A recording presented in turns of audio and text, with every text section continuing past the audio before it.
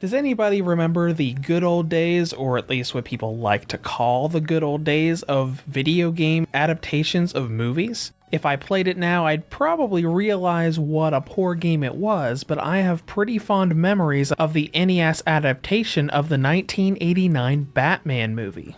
Not that many years ago, the PlayStation Vita and PlayStation 4 audience got a taste of what this was like when Super Star Wars came back. Unfortunately, I'm not saying that Super Star Wars is coming out on the Switch, but something that did come out was a collection of old Disney platformer games. Oddly enough, the company that now owns Star Wars. Combining several versions of two movie adaptations, here is my review of Disney classic games Aladdin and The Lion King for the Nintendo Switch.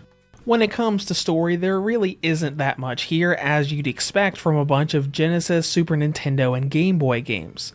The Lion King normally just throws in a little quick voice clip at the end of each stage to say, hey, this is where you are in the movie. Though the Aladdin game does have a little bit of dialogue at the beginning of each stage to show at least a little bit of story. When it comes to gameplay, this is a collection of 2D side-scrollers with combat elements. Now, as a collection, we've got several different versions of Aladdin and the Lion King. For Aladdin, we've got Sega Genesis, Game Boy, and Game Boy Color. And then when we get to the Lion King, we've got Genesis, Super Nintendo, and once again, Game Boy and Game Boy Color. Sadly, this isn't all versions of these games. The Super Nintendo version of Aladdin is missing, but in its place is a special demo version that was only at certain events, and what this collection calls the Final Cut version, essentially an updated version with a lot of bug fixes and new additions. Aside from all these versions, you can also access the game's soundtracks as well as watching some extra making of featurettes. As far as the games themselves go, they play pretty much the same way they did when they first released, as this is more of an emulation collection than an updated remade collection.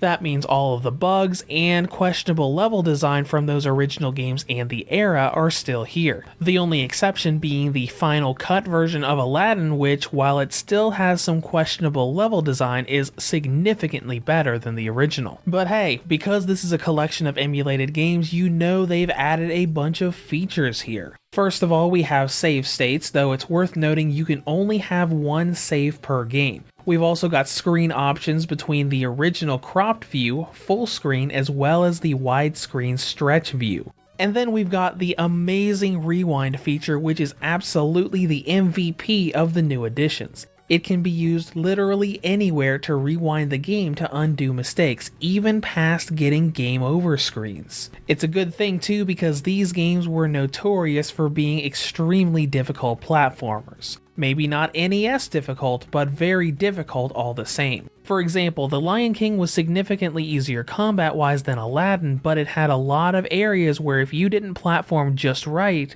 parts of the ground would be destroyed and you would have no way of getting to where you needed to go until you died and restarted the level. As such, rewinding and saving made a lot of these areas much more approachable and doable, especially when you get to the really badly optimized Game Boy games. But there is a downside to this. People spend so much time on NES and Super Nintendo platformers not because they're long games, but because they're difficult games. Most NES games can be beaten within an hour or two, but because of how hard as nails all of them were, you ended up spending about 60 to 100 hours just doing constant retries. To put it into perspective, I had never played this old Lion King game before, and with using rewinds and saves, I beat the entire thing in under an hour. And that's the unfortunate thing when we get to content and length. Yes, we're getting 4 to 5 versions of each of these games, and that's great. But at the end of the day, they're all different versions of the exact same game, and unless you absolutely refuse to use rewinds and saves, you're not gonna spend that much time on it. Unless you're a die-hard fan that wants to play through all different versions, you'll probably beat both games in about 2 to 3 hours, and that's not long for a $30 game.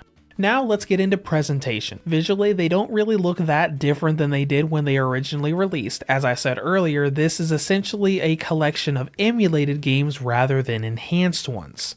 The sprites of the console versions don't look bad, but it definitely caters a lot more to handheld mode than docked mode. As far as performance goes, the console versions play absolutely beautifully at a really high frame rate. The Game Boy versions, however, are pretty rough. It looks like everything's in slowdown and you've got a lot of input lag, especially when you do those jumping animations in the Game Boy version of Aladdin. But let's get away from that and get to something that is really nice: battery life. On the original model, Disney Classic Games has a battery range of 4 hours and 49 minutes up to 6 hours and 4 minutes. On the Nintendo Switch Lite, it has a range of 4 hours and 55 minutes up to 6 hours and 11 minutes. And on the V2 or Redbox 2019 model, it has a range of 6 hours and 34 minutes up to 7 hours and 59 minutes. In conclusion, the classic Aladdin and Lion King games are available on handhelds, optimized well and with some nice extras when you look at the Final Cut and demo versions of Aladdin. Now on the downside, we are missing Aladdin's Super Nintendo version, and the Game Boy games are pretty rough to try to play through. But with the amazing rewind feature in mind, it's still a cool little collection for fans of these older platformers. Reviews to go rate Disney Classic Games, Aladdin and the Lion King for the Nintendo Switch a 7 out of 10. If you have any comments or questions, feel free to leave them below. Thanks for watching and have a great day.